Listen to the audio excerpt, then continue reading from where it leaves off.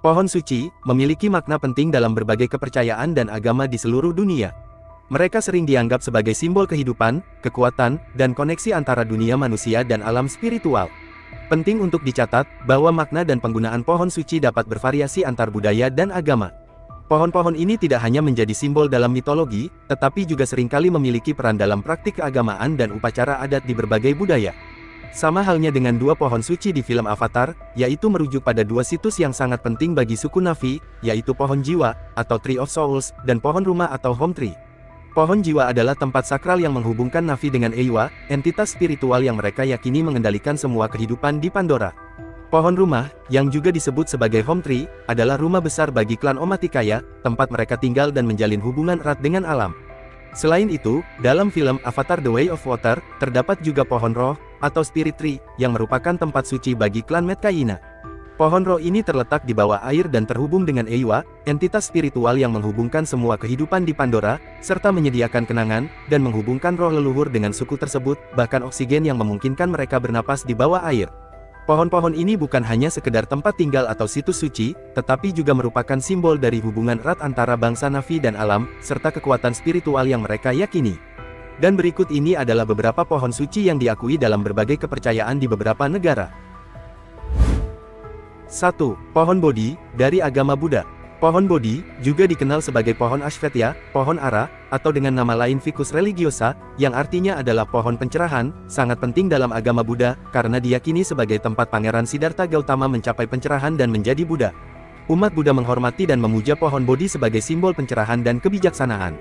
Pohon Bodhi sering ditanam di dekat vihara dan tempat ibadah umat Buddha. Konon, pohon ini terletak di Bodh Gaya, Bihar, India. Siddhartha Gautama, guru spiritual yang kemudian dikenal sebagai Buddha, dikatakan telah mencapai pencerahan, atau kebudaan, sekitar tahun 500 sebelum Masehi, di bawah pohon itu. Dalam ikonografi secara keagamaan, pohon Bodhi dapat dikenal dari daunnya yang berbentuk hati, yang biasanya ditampilkan secara mencolok. Pohon asli tempat Siddhartha Gautama duduk sudah tidak ada lagi, tetapi istilah pohon Bodhi juga digunakan untuk pohon ara suci yang masih ada. Contoh paling utama adalah pohon Mahabodhi yang tumbuh di kuil Mahabodhi di Bodh Gaya, yang sering disebut sebagai keturunan langsung dari pohon aslinya. Pohon ini, yang ditanam sekitar tahun 250 sebelum Masehi, sering menjadi tujuan para peziarah, menjadi tempat terpenting dari 4 tempat ziarah utama Buddha.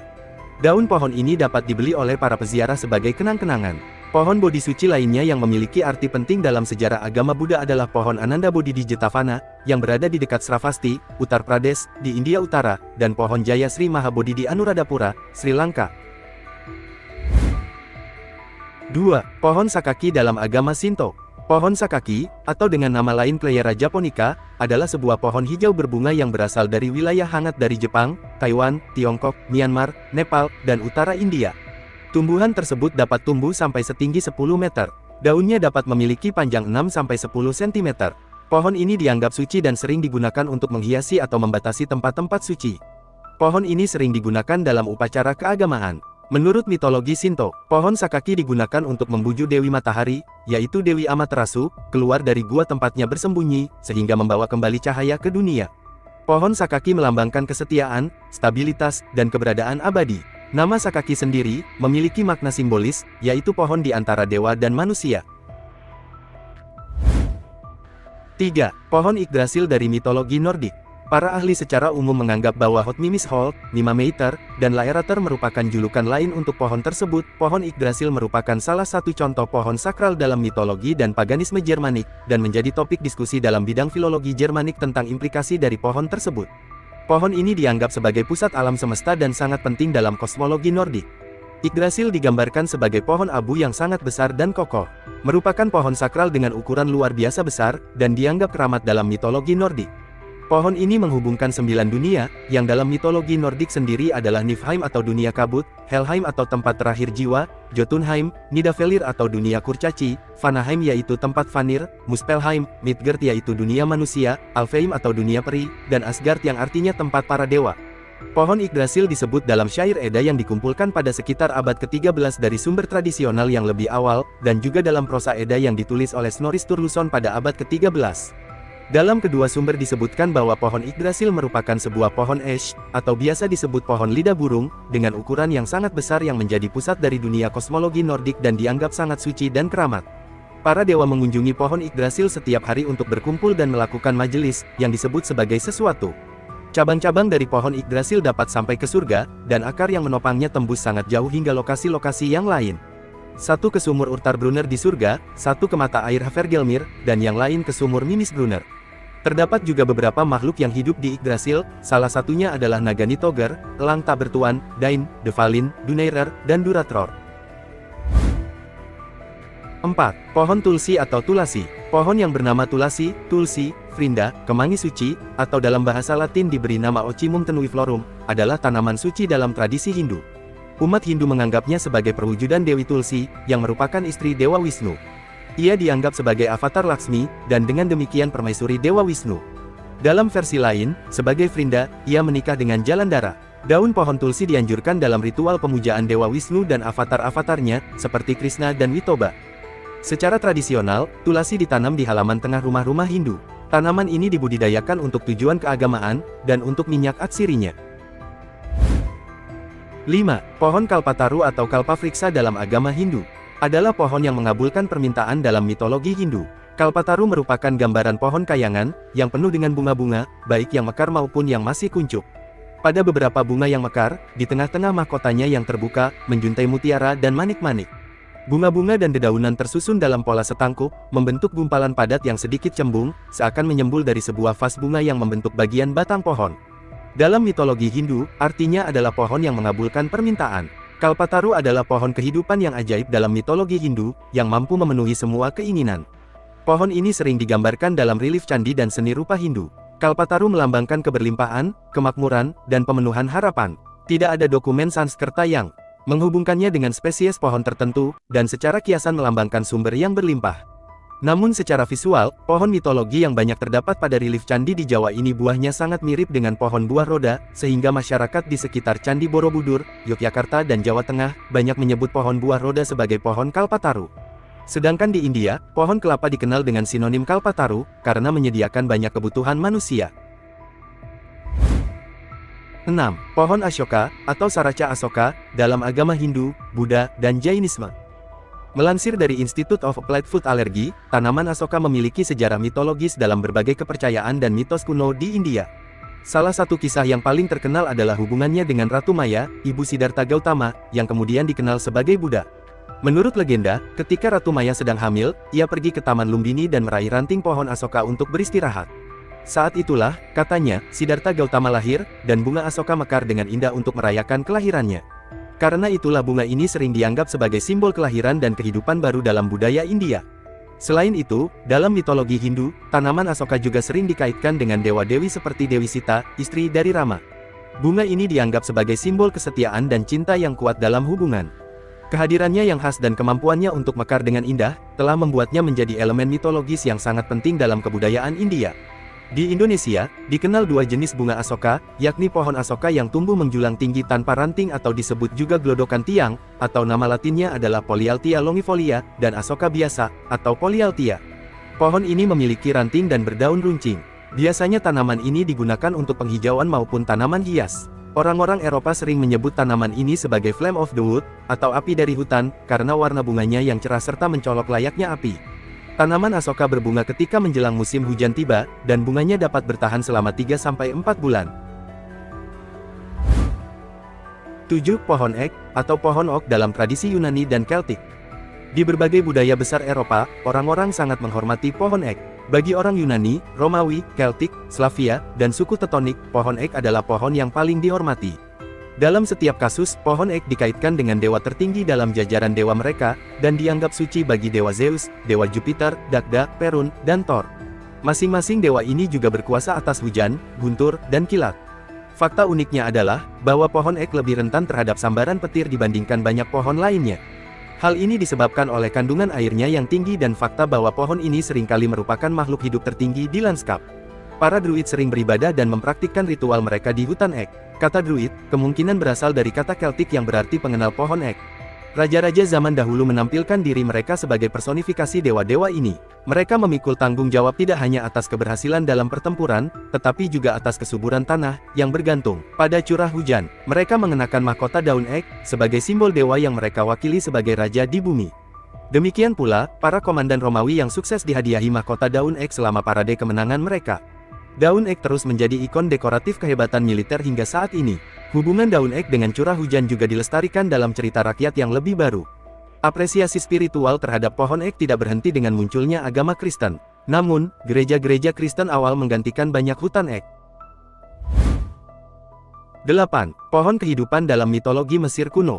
Dalam mitologi Mesir kuno, terdapat beberapa pohon yang dianggap suci dan memiliki makna penting. Pohon-pohon ini sering dikaitkan dengan dewa-dewi, penciptaan, kehidupan setelah mati, dan persatuan Mesir. Beberapa pohon suci yang paling terkenal dalam mitologi Mesir adalah 1. Pohon Sikamore. Pohon ini sering dikaitkan dengan Dewi Hathor dan Nat, serta dianggap sebagai simbol kehidupan, kesuburan, dan perlindungan. Pohon Sikamore juga dikaitkan dengan dunia bawah dan kehidupan setelah mati, karena sering ditemukan di dekat pemakaman. 2. Pohon Akasia. Pohon ini dianggap suci oleh beberapa dewa, termasuk Dewa Horus. Akasia juga terkait dengan konsep kehidupan dan perlindungan, serta sering digunakan dalam ritual dan upacara. 3. Pohon Isyat. Pohon ini sangat penting dalam kisah penciptaan dan dikaitkan dengan Dewa Matahari, yaitu Dewa Ra. Pohon Isyat dianggap sebagai pusat dunia dan sumber kehidupan, dengan cabangnya menjulang ke langit dan menopang bintang-bintang. 4. Pohon Willow. Pohon ini dianggap suci oleh Dewa Osiris dan sering dikaitkan dengan pemakaman dan dunia bawah. Pohon Willow juga dipercaya sebagai tempat bersemayamnya jiwa Osiris. 5. Teratai. Meskipun bukan pohon, bunga teratai memiliki makna spiritual yang mendalam dalam mitologi Mesir, terkait dengan kelahiran kembali, matahari, dan Dewa Matahari Ra. Teratai melambangkan kebangkitan dan siklus kehidupan. 6. Papirus. Tanaman papirus, yang tumbuh subur di delta Nil, juga dianggap suci dan dikaitkan dengan Mesir hilir, tulisan, dan peradaban. Papirus digunakan untuk membuat kertas dan memiliki makna simbolis dalam persatuan Mesir. Pohon-pohon ini tidak hanya dianggap sebagai simbol dalam mitologi, tetapi juga digunakan dalam ritual, upacara keagamaan, dan seni Mesir kuno. Mereka memainkan peran penting dalam kepercayaan dan praktik keagamaan masyarakat Mesir kuno. 9. Pohon Ceiba dalam mitologi Maya. Pohon Ceiba, atau Ceiba pentandra, dan juga dikenal sebagai pohon kapuk atau pohon kapas sutra, adalah pohon tropis asli Amerika Utara dan Selatan serta Afrika. Di Amerika Tengah, Ceiba memiliki makna simbolis yang besar bagi bangsa Maya kuno, dan namanya dalam bahasa Maya adalah Yaxche, yang artinya adalah pohon hijau, atau pohon pertama. Ceiba adalah pohon paling suci bagi suku Maya kuno, dan menurut mitologi Maya, pohon ini merupakan simbol alam semesta. Pohon ini melambangkan jalur komunikasi antara 3 lapisan bumi. Akarnya konon mencapai dunia bawah, batangnya melambangkan dunia tengah tempat manusia hidup, dan tajuk cabangnya yang melengkung tinggi di langit melambangkan dunia atas dan 13 lapisan yang membagi surga. Menurut suku Maya, dunia adalah sebuah kuincung, yang terdiri dari 4 kuadran arah dan ruang pusat. Yang sesuai dengan arah kelima. Warna yang terkait dengan kuincung adalah merah di timur, putih di utara, hitam di barat, kuning di selatan, dan hijau di tengah.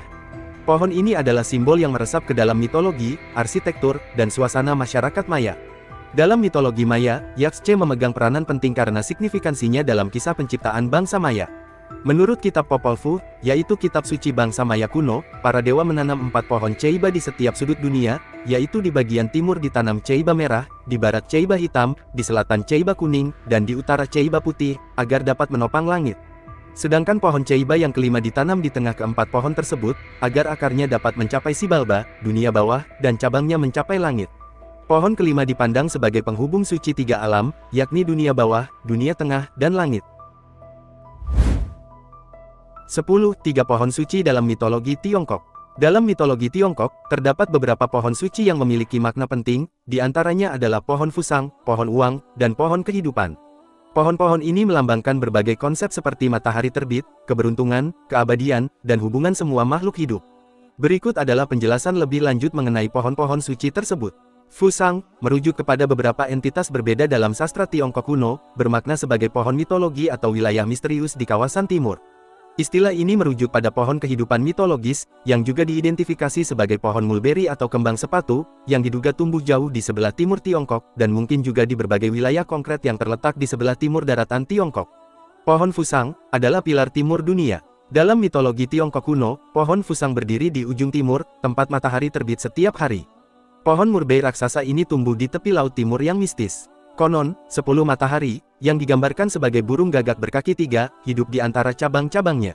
Setiap hari, salah satu matahari ini akan melintasi langit, memastikan telah memberi cahaya dan kehangatan bagi dunia. Namun, legenda tersebut memperingatkan bahaya ketidakseimbangan. Pada suatu saat, ke-10 matahari terbit secara bersamaan, menghanguskan bumi, hingga seorang pemanah legendaris bernama Hou Yi, menembak jatuh 9 matahari tersebut. Legenda pohon Fusang kemungkinan besar muncul pada masa dinasti Shang dan Zhou, sekitar tahun 1600 sampai 221 sebelum Masehi, masa ketika wilayah timur Tiongkok menjadi pusat perdagangan dan budaya. Keterkaitannya dengan Laut Kuning dan wilayah seperti Shandong dan Jiangsu mencerminkan pentingnya wilayah pesisir ini sebagai gerbang simbolis. 11 Pohon suci dalam agama Kristen. Dalam agama Kristen, pohon kehidupan di Taman Eden adalah pohon suci yang paling dikenal. Selain itu, pohon salib juga dianggap suci karena menjadi tempat Yesus Kristus disalibkan. Dalam Yudaisme dan Kristen, pohon kehidupan pertama kali dijelaskan dalam bab 2, ayat 9 Kitab Kejadian sebagai, di tengah-tengah Taman Eden, dengan pohon pengetahuan tentang yang baik dan yang jahat setelah kejatuhan manusia, jangan sampai ia mengulurkan tangannya dan mengambil pula dari buah pohon kehidupan itu dan memakannya, sehingga ia hidup untuk selama-lamanya. Kerubim dan pedang berapi ditempatkan di ujung timur taman untuk menjaga jalan menuju pohon kehidupan. Pohon kehidupan telah menjadi subjek perdebatan mengenai apakah pohon pengetahuan tentang yang baik dan yang jahat adalah pohon yang sama atau tidak. Menurut Wahyu Yunani Musa, pohon kehidupan juga disebut pohon belas kasih. Adam percaya bahwa minyak pohon kehidupan akan menyembuhkan penyakitnya dan mengirim Set dan Hawa ke pintu taman untuk meminta minyak pohon kehidupan. Karl Bude, dalam kajian kritisnya tahun 1883, mengusulkan bahwa hanya ada satu pohon dalam narasi Kejadian, dan pohon itu digambarkan dalam dua cara, satu sebagai pohon di tengah Taman Eden, dan dua sebagai pohon terlarang. Klaus Westermann memberikan pengakuan terhadap teori Bude pada tahun 1976.